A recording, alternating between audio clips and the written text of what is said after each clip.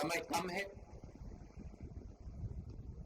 मैं अंत में यही आपसे कहना चाहूंगा कि हमें इंदिरा जी का याद रखना है। हमें याद रखना है उनकी हत्या क्यों हुई।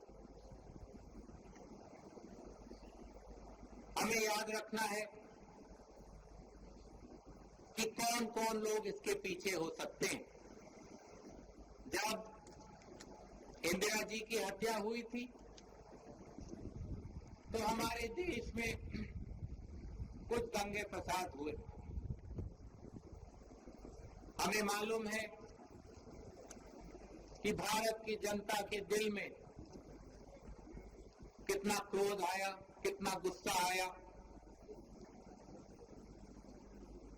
और कुछ दिन के लिए लोगों को लगा कि भारत हिल रहा है। लेकिन जब भी कोई बड़ा पेड़ गिरता है तो धरती थोड़ी हिलती है। यहाँ पे बैठे हुए मेरे मन में एक पुरानी बात आई। 32 साल पुरानी बात है। मई 1991 की बात है। मेरे पिता की शव यात्रा तीन मूर्ति भवन से निकल रही थी। अपनी मां के साथ और अपने भाई के साथ हम एक गाड़ी में बैठे थे। सामने भारतीय सेना की एक ट्रक थी, फूलों से लदी हुई थी। उसके ऊपर मेरे पिताजी का शव था। थोड़ी देर काफिला चला, 5-10 मिनट चला। फिर राहुल कहने लगे मैं उतरना चाहता हूं। तो मां ने मना किया। उस समय सुरक्षा का भी बहुत वो था, तो मां ने कहा नहीं, तुम उतर नहीं सकते। राहुल ने जिद की, नहीं मैं उतरूंगा। मैंने मां से कहा मां उतरने दो। राहुल गाड़ी से उतरा। उस सेना की ट्रक के पीछे खड़ा होके चलने लगा और तीन मूर्ति से लेके कड़ी धूप में अपने पिता के जनाजे के पीछे पीछे पैदल चलते चलते चलते चलते यहां पहुंचा। इस जगह से कुछ 400-500 गज दूर यहां पर मेरे शहीद पिता के अंतिम संस्कार मेरे भाई ने किए।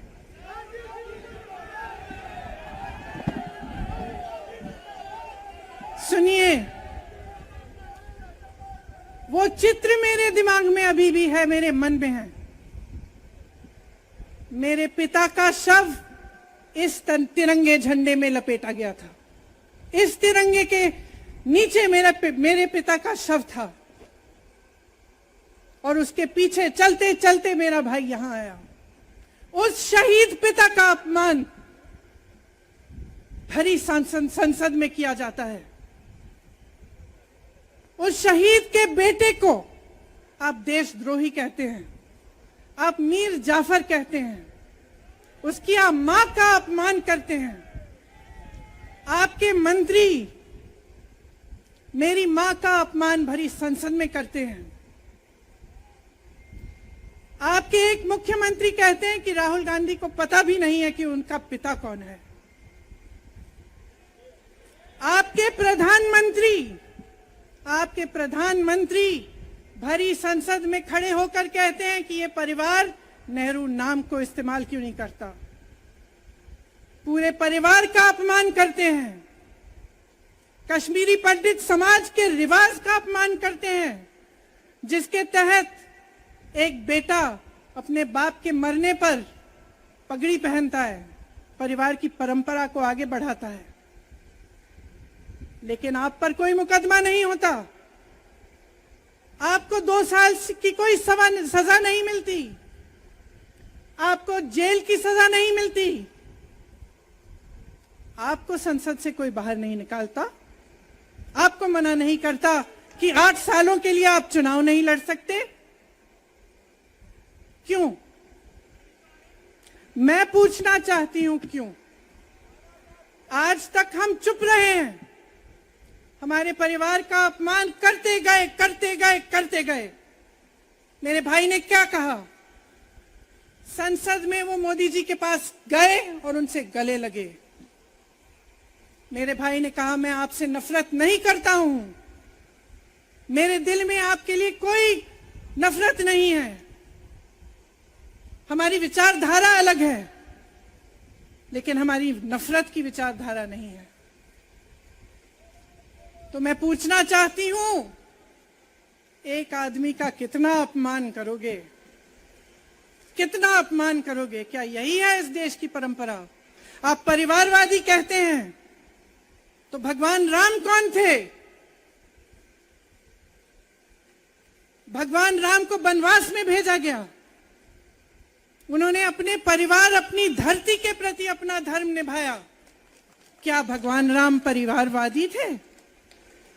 क्या पांडव परिवारवादी थे कि वो अपने परिवार की संस्कारों के लिए लड़े?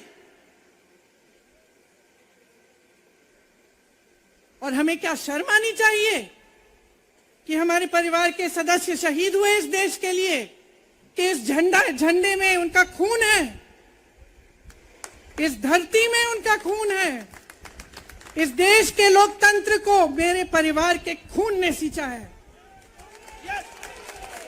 और जो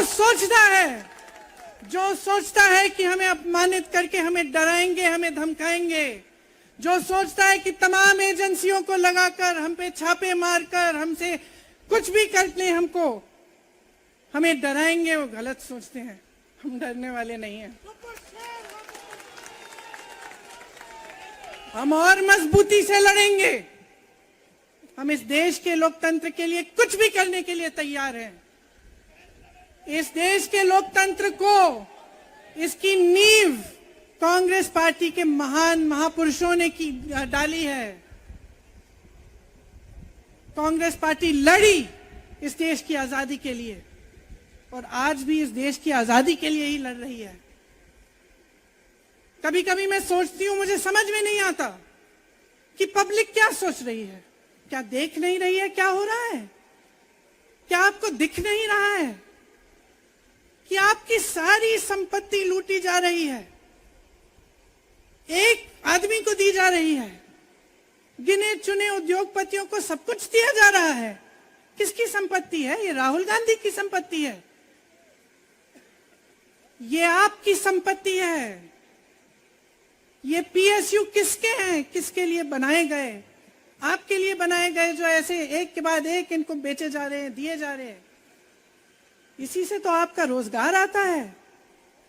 छोटे उद्योगों से, छोटे व्यापारियों से आपका रोजगार आता है, किसी बड़े अडानी से नहीं आता। रोजगार नहीं देते, छीनते हैं आपका रोजगार। तो आप समझ क्यों नहीं पा रहे हैं? आप गैस के सिलेंडर के लिए 1000 रुपए दे रहे हैं और यहां आपकी सारी संपत्ति किसी को सौंपी जा रही है। राहुल गांधी जी ने क्या कहा? अरे कौन सा इतना बड़ा जुल्म कर लिया कि आपसे 2 सवाल पूछ लिए, जवाब नहीं दे पाए ना, घबरा गए। और जो अहंकारी होते हैं, तानाशाह होते हैं, क्या करते हैं? जब सवालों का जवाब नहीं दे पाते तो पूरी सत्ता को लेकर जनता को दबाने की कोशिश करते हैं। जो सवाल उठाता है उसको दबाने की कोशिश करते हैं। आपने कभी सोचा है, आंखें खोलिए, आपने कभी सोचा है कि ये पूरी सरकार, ये सारे मंत्री, ये सारे सांसद एक आदमी को बचाने की क्यों इतनी कोशिश कर रहे हैं? इस अडानी में है क्या कि इसको आप सारी संपत्ति दे रहे हो देश की? 20 हजारों करोड़ शेल कंपनियों में इनके हैं और आप इन पे इंक्वायरी नहीं कर सकते? ये अडानी है कौन कि आप सब उनका नाम उठते ही बौखला जाते हैं और उनको बचाने में लग जाते हैं? देखिए, आप इस देश के देशवासी हैं, ये देश आपका है, ये लड़ाई आपकी है। आज तमाम नौजवान बेरोजगार क्यों हैं? हम इश्तिहार तो देख रहे हैं, होर्डिंग देख रहे हैं, मदर ऑफ डेमोक्रेसी लिखा है। कहते हैं कि हमारी अर्थव्यवस्था बहुत तेजी से आगे बढ़ रही है, तो इतने नौजवान बेरोजगार क्यों हैं? तो जहां जहां हम जाते हैं बेरोजगार नौजवान क्यों दिखते हैं? इतनी महंगाई क्यों है? इतनी महंगाई क्यों है? क्या आप इतने बड़े काम कर सकते हो लेकिन एक गैस सिलेंडर का दाम कम नहीं कर सकते? आप छोटे व्यापारियों की मदद नहीं कर सकते? आप रोजगार नहीं बनवा सकते? तो फिर आपकी सरकार किस काम की है? लोगों को दबाने के लिए है या अडानी जी को आगे बढ़ाने के लिए है? तो आज ये समय आ गया है कि हमें गंभीरता से सोचना पड़ेगा।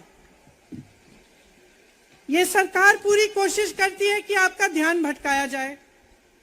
अब आप सोचिए, कन्याकुमारी से कश्मीर तक एक आदमी चला, उसके साथ लाखों लोग चले। क्या पैगाम लेके चला? किस लिए चला?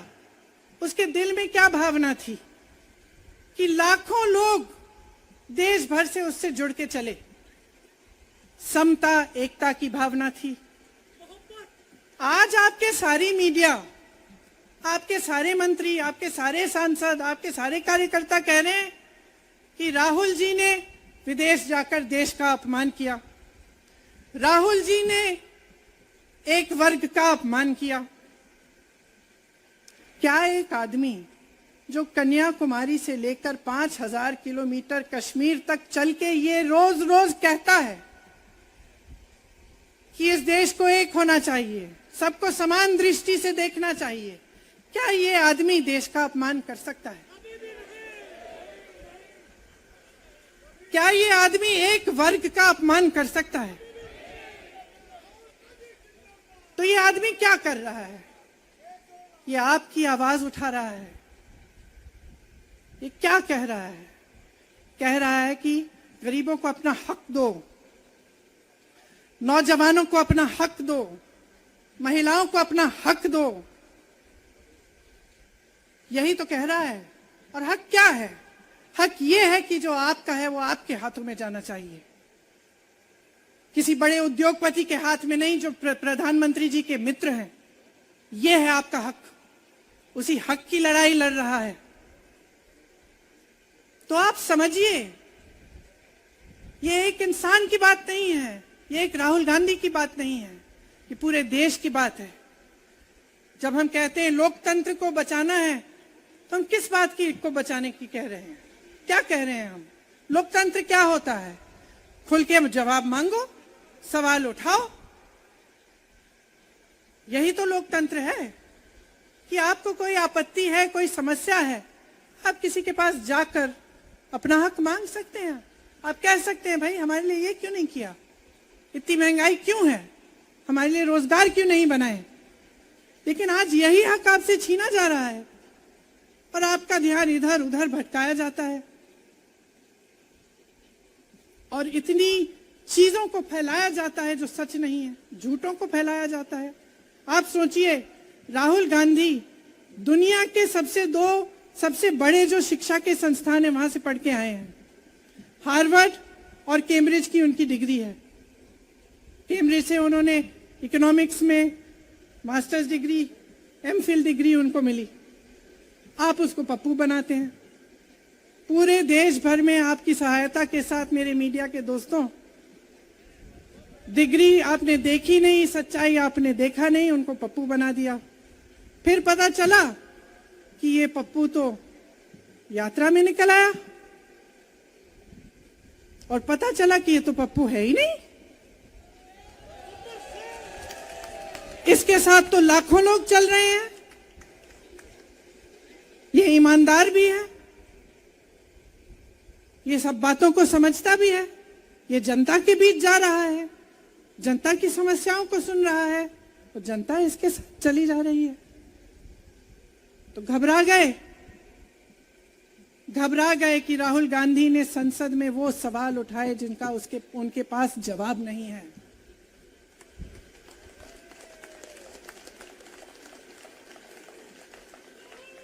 क्या किया सुन लीजिए। एक तरफ से हंसी भी आती है कि एक आदमी को रोकने के लिए इतना सारा करना पड़ा।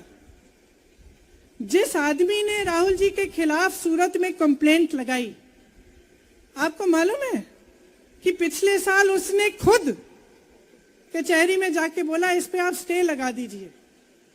1 साल के लिए अपने ही केस पे स्टे लगवाया।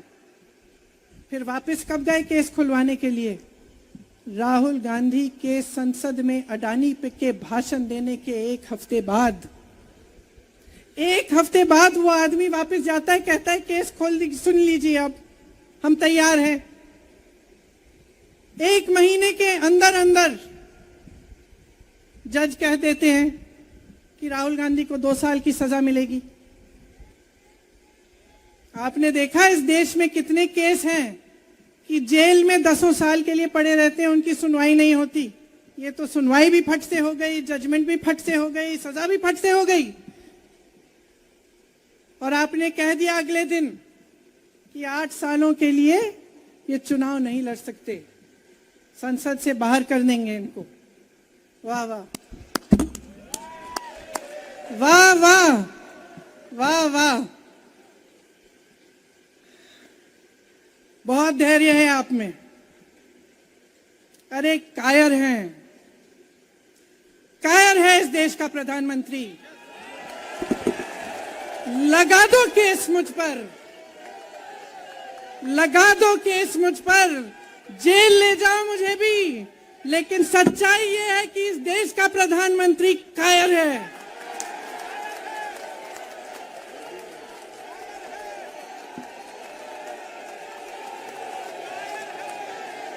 अपनी सत्ता के पीछे छुपा हुआ है, अहंकारी है।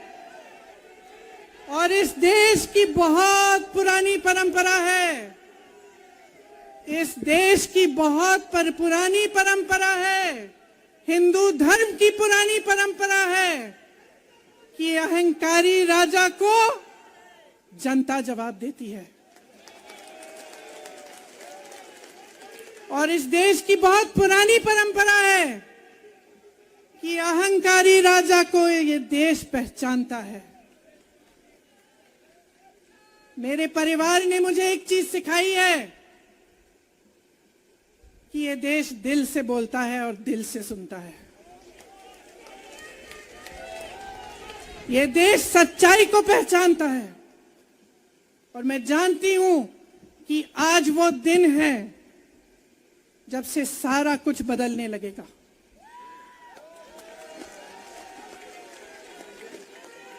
मेरे मीडिया के साथियों, मैं आपसे कहना चाहती हूं, बहुत हो गया है, बहुत हो गया है। मैं जानती हूं आप पर कितना दबाव है। मैं जानती हूं कि आपको लाइन भेजी जाती है कि आज आपको ये कहना है, आज आपको ये लिखना है। लेकिन आपकी एक बहुत बड़ी जिम्मेदारी है। आज लोकतंत्र खतरे में है।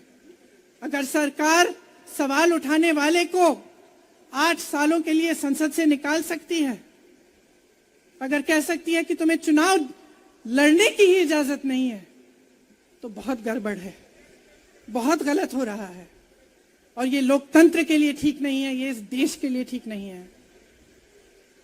जब आप पत्रकार बने, शुरू में जब आप काम के लिए आए, तो आपके दिल में भी ये होगी बात कि देश के लिए मैं सच्चाई बोलूंगा, मैं सच्चाई बोलूंगी।